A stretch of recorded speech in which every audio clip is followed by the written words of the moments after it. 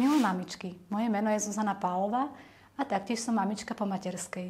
11 rokov som však pracovala ako headhunter a personálny konzultant, kde som pracovala s klientami z rôznych odvetví.